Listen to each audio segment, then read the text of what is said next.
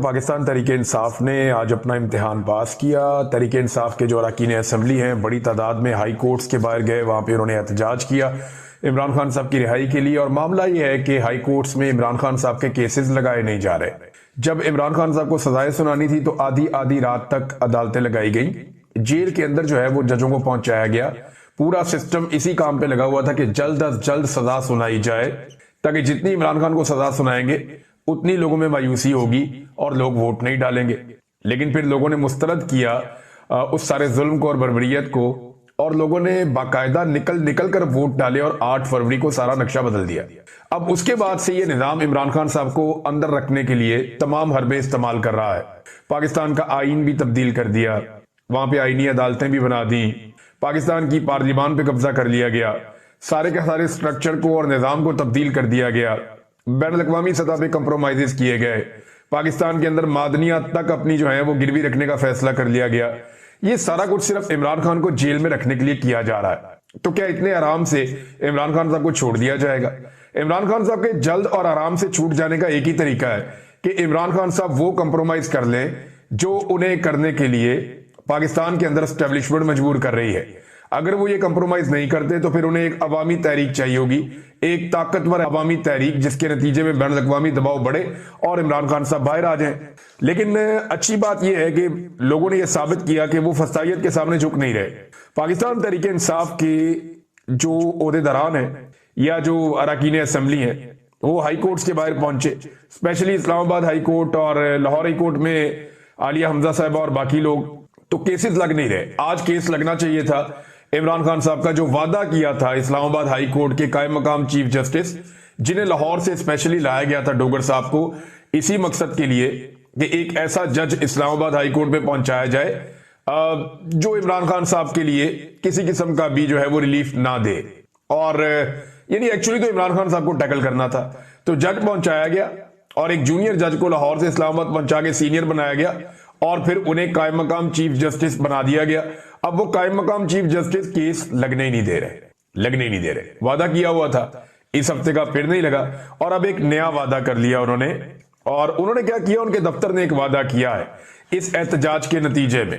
عمران خان صاحب کی بہنوں نے اور باقی لوگوں نے کیا کہا وہ بعد میں بتاتا ہوں، لیکن جو ایک بڑا امپورٹنٹ سٹیٹمنٹ ہے یہ ثاقب بشیر صاحب کا ہے۔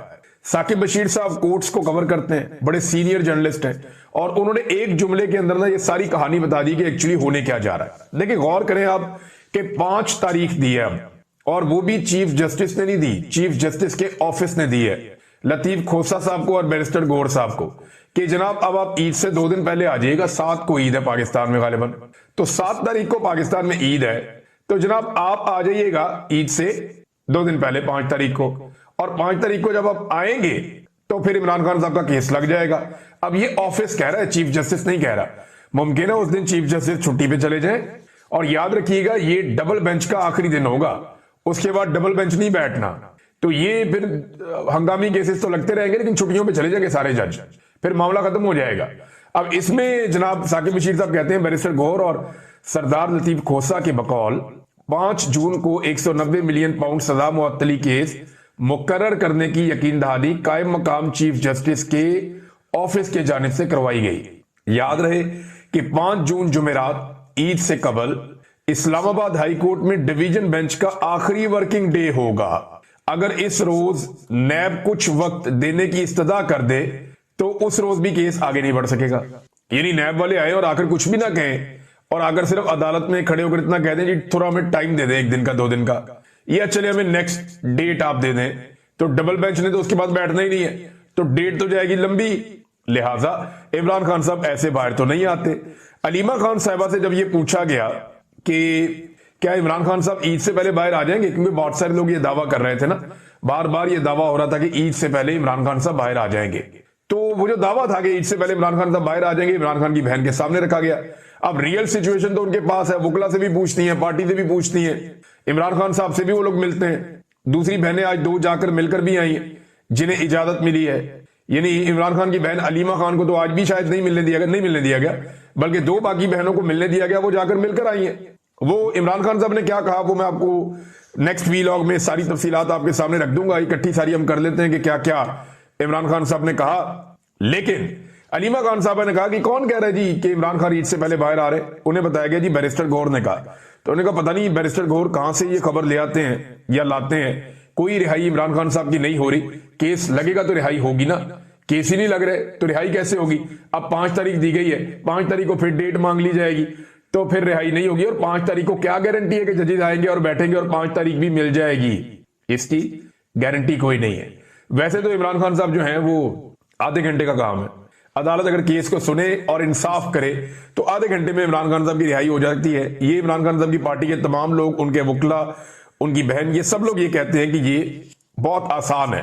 اچھا جناب, اب ثاقب بشیر صاحب کے بقول اگر نیب تھوڑا سا ٹائم مانگ لے نا, ایسے ہی کہہ دے جناب ہمیں ایک پیشی اور دے دیں آپ, یا ہمیں ایک موقع دے دیں, ہم تیاری کر کے آ جاتے ہیں, تو بس اتنا ہی کافی ہے, اتنا ہی کافی ہے. اور پھر عمران خان صاحب کی عید بھی اندر گزر سکتی ہے اور اس کے بعد والا ٹائم بھی اندر گزر سکتا ہے. ناظرین, عمران خان صاحب جو ہیں وہ ہفتوں کا یا دنوں کا نہیں سوچ رہے. ان کی مجھے ایسا لگتا ہے کہ منصوبہ بندی لمبی ہے. یہ تاثر ہر تھوڑے عرصے کے بعد پھیلایا جاتا ہے جان بوجھ کر. میں پہلے دن سے ایک ہی بات کر رہا ہوں کہ عدالتوں کے اوپر سے جس وقت دباؤ ختم ہو گیا عمران خان صاحب باہر آ جائیں گے. جس وقت عدالتوں میں انصاف مل گیا اس دن عمران خان صاحب باہر آ جائیں گے. انصاف عدالتوں میں تب تک نہیں مل سکتا جب تک کہ عدالتوں کے اوپر کنٹرول ہے ملٹری اسٹیبلشمنٹ کا, اور ملٹری اسٹیبلشمنٹ اس کنٹرول کو چھوڑنے پہ تیار نہیں ہے. تو عمران خان صاحب ایک بڑی تحریک کی تیاری کر رہے ہیں کہ پورے ملک میں بیک وقت ایک بڑی تحریک کھڑی کی جائے. اب یہ کیا وہ یہ کر سکتے ہیں کہ ایک بڑی تحریک پورے ملک میں عمران خان صاحب کھڑی کر دیں؟ دیکھیں, پاکستان تحریک انصاف یا پاکستانی جو ہیں وہ اس تحریک کے لیے تیار ہے. تو یہ بات تو ٹھیک ہے کہ مہنگائی کے ہاتھوں پسے ہوئے لوگ ہیں, پریشان ہیں بہت زیادہ. حالانکہ سب کو پتا تھا وہ پنجرے میں بند ہے, سب کو پتا تھا کہ وہ جنگلے کے اندر اس کو قید کیا ہوا ہے, سب کو پتا تھا کہ وہ باہر نہیں نکل سکتا اس جیل میں سے. یہی حال آج عمران خان کا ہے.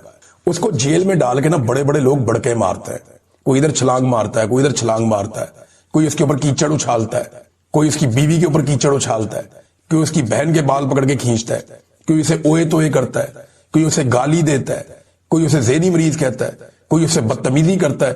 تو یہ سارے لوگوں کی اوقات بالکل ویسی ہے, اور شیر بیٹھا ہوا انہیں دیکھ رہا ہے. وہ اندر سے ایک دھاڑ مارتا ہے اور ان کی دوڑیں لگ جاتی ہیں, ایک دھاڑ مارتا ہے اندر سے, ان کی دوڑیں لگ جاتی ہیں. فرض کریں اگر وہ شیر باہر آ گیا تو ان کے ساتھ کیا ہوگا؟ یہ چڑیا گھر تو کیا لاہور کی باؤنڈری سے باہر نکل جائیں گے. میں اس کی مثال دے رہا ہوں. تو ناظرین, یہ میں نے جو واقعہ دیکھا مجھے یہ سملیرٹی نظر آ رہی ہے. عمران خان کو بھی پنجرے میں بند کیے ہوئے ایک شیر کی طرح آپ لے سکتے ہیں, جس کو باہر کھڑے ہوئے آوارہ قسم کے لوگ جن کی اپنی کوئی اوقات اور حیثیت نہیں ہے اور کوئی ان کے اندر دل گردہ نہیں ہے, وہ اس کو چھیڑ رہے ہیں. اور جس وقت وہ اٹھتا ہے ذرا سا دھاڑتا ہے, ان کی دوڑیں لگتی ہیں. اور اگر کہیں وہ باہر آ گیا اس پنجرے سے تو ان سب کو پتا ہے کہ ان کا مستقبل کیا ہوگا. اور یہ جو باقی سیاسی جماعتیں ہیں نا, یہ جو آج مزے لے رہی ہیں, یہ کل کو پچھتائیں گی.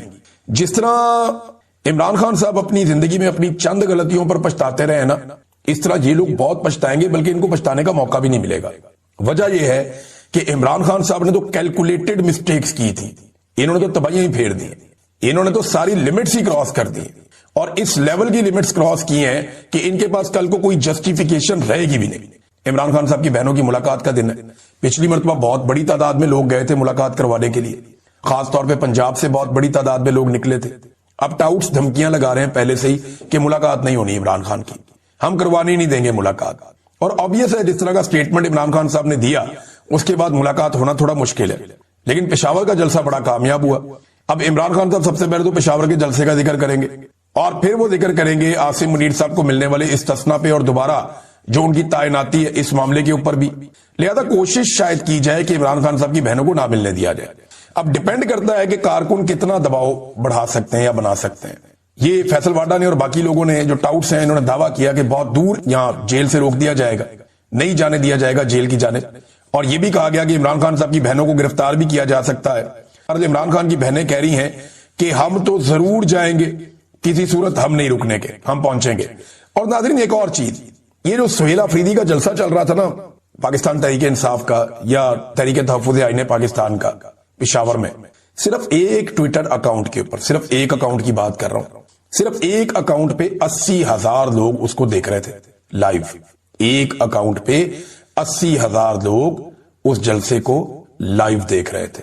ٹک ٹاک پہ الگ چل رہے تھے, ٹویٹر کے اوپر دیگر اکاؤنٹس کے اوپر الگ چل رہے تھے, فیس بک کے اوپر لائیو الگ چل رہا تھا, यूट्यूब के ऊपर कई चैनल्स पे लाइव अलग चल रहा था, यानी अलग अलग प्लेटफॉर्म्स के ऊपर ये चल रहा था पाकिस्तान तहरीक इंसाफ का जलसा। सिर्फ एक प्लेटफॉर्म पे 80,000 लोग देख रहे थे।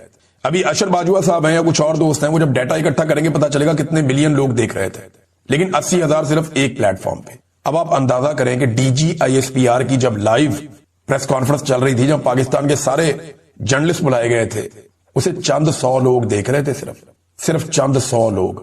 इतना बड़ा फर्क है। वो उन्होंने पूछा ना कि इमरान खान तुम्हारी हैसियत क्या है, तुम हो कौन? ये हैसियत है कि वो जेल में बैठा है और सिर्फ उसके नाम के ऊपर एक जलसा हो रहा है, और उसके नाम के ऊपर जलसा हो रहा है, उसका एक जूनियर लीडर वहां पे वजीर आला के तौर पे खड़ा है, और सिर्फ एक अकाउंट पे 80,000 लोग देख रहे हैं। और आपको सारे अकाउंटों पर मिलाकर 10,000 लोग नहीं देख पाए। सारे अकाउंटों पर मिलाकर चंद 100 चंद हजार लोग होंगे मैक्सिमम, सारे मिलाकर।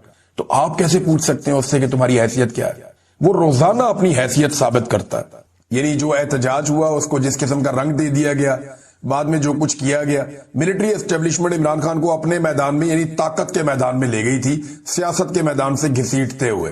और ताकत के मैदान में उनके पास मुसल्ला लोग हैं, उनके पास पूरा सिस्टम है। तो फिर 36,000 लोगों को गिरफ्तार किया गया। वो 2-3 दिन के अंदर ही 10,000 बंदा गिरफ्तार हो गया था।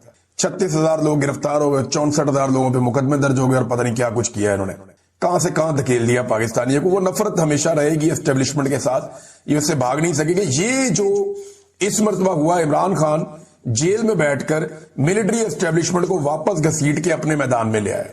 सियासत का मैदान इमरान खान है। इससे पहले जो मिलिट्री एस्टेब्लिशमेंट है वो ताकत के मैदान में इमरान खान साहब को ले गई थी। अब इमरान खान वापस घसीट के सियासत के मैदान में मिलिट्री एस्टेब्लिशमेंट को ले आया। ये उसका मैदान है। यहां पे DGISPR ने बहुत बड़ी बड़ी गलतियां कर दी, और इन गलतियों को अगर एक लाइन में बयान किया जाए तो वो ये है कि DGISPR साहब ने अपनी फौज पे खुद कुछ हमला कर दिया। पाकिस्तान तहरीक इंसाफ जिसकी कुछ हवा कम हुई थी, या पाकिस्तान तहरीक इंसाफ जो मोमेंटम नहीं बना पा रही थी, DG साहब ने कमाल मोमेंटम बनाया। हमने बड़े अरसे के बाद वो मनाजिर देखे जो पहले दिखाई नहीं दे रहे थे। यानी पिशावर वाले जलसे में जिस तरह लोग निकल कर आए और जिस तरीके से वो जलसागाह भरी है, और जैसे वहां पे लोग आसपास इर्द गिर्द मौजूद थे, जो रिपोर्टर वहां से रिपोर्ट कर रहे हैं, जिन लोगों से मैंने बात की, बहुत सारे हमारे ऐसे जर्नलिस्ट हैं जिनका कहीं पे झुकाव भी नहीं है। हमें तो मार मार के इन्होंने एक तरफ खड़ा कर दिया ना, लेकिन बहुत सारे हमारे जर्नलिस्ट हैं जिनका कोई झुकाव ही नहीं है। वो जर्नलिस्ट अपने मुंह से चिल्ला चिल्ला कर कह रहे हैं कि जनाब ये कमाल हो गया। अवाम के अंदर बहुत गम गुस्सा है, बड़े जोश और जज्बे के साथ बहुत बड़ी तादाद में लोग निकल कर आ गए हैं। अब लोग निकल कर आए हैं, वहां पे जो तकारीर हुई वो तो एक अलग बात है, लेकिन यहां पे सीखने के लिए कुछ है कि पाकिस्तान तहरीक इंसाफ कितनी मैच्योर हो गई है लड़ाई लड़ते लड़ते, कि तहरीक इंसाफ ने DGISPR को गाली का जवाब गाली से यहां भी नहीं दिया। एक दिन पहले भी गाली का जवाब गाली से नहीं दिया, यहां भी नहीं दिया। लेकिन पब्लिक को तो नहीं रोक सकता ना कोई, पब्लिक के मुंह पे हाथ नहीं रख सकता। जब भी कोई ऐसी बात होती थी तो पब्लिक वही बोल रही थी जो DG साहब बोल रहे थे। अब लोग बड़ों से सीखते हैं। DGISPR ने जो लफ्ज इस्तेमाल किया पूरे जलसे के अंदर, लोग उसी लफ्ज से मुखातिब कर रहे थे। ये बड़ा नामुनासिब है जो DG साहब ने काम किया और लोगों को सिखाया। ये नहीं होना चाहिए था, इसकी कोई गुंजाइश पाकिस्तान की सियासत में नहीं होनी चाहिए थी। अब हैरत की बात मुझे ये है कि पाकिस्तान के जितने भी जमहूरे हैं, चाहे वो MQM वाले हों, चाहे वो पीपल्स पार्टी वाले हों, चाहे वो नून लीग वाले हों, चाहे बाकी जमातों वाले हों, ये जमहूरे सारे के सारे आगे प्रेस कॉन्फ्रेंसें कर रहे हैं, और इनके ऊपर बेचारों में दबाव डाला गया कि आओ यार आके हमें जो है वो आप कहो आकर के हमने ठीक किया। तो अब वो जमहूरे कह रहे हैं जी हम 100% मुत्तफिक है, जो DG ने कहा। DGISPR ने जो कहा जी हम उससे मुत्तफिक है। वो खैबर पख्तूनख्वा से PMLN के लोग आ गए, वो उधर से जो है ऊपर से बलूचिस्तान का वजीर आला आ गया, MQM के बंदे इकट्ठे होकर बैठ गए, फारूक सत्तार वगैरह ये सारे। अब अंदाजा करें कि ये मुस्तरद शुदा शक्लें हैं। अवाम ने इनके ऊपर मोहर लगाई हुई है कि हमने इनकी शक्ल भी नहीं देखनी। अवाम ने इन शक्लों को मुस्तरद किया हुआ है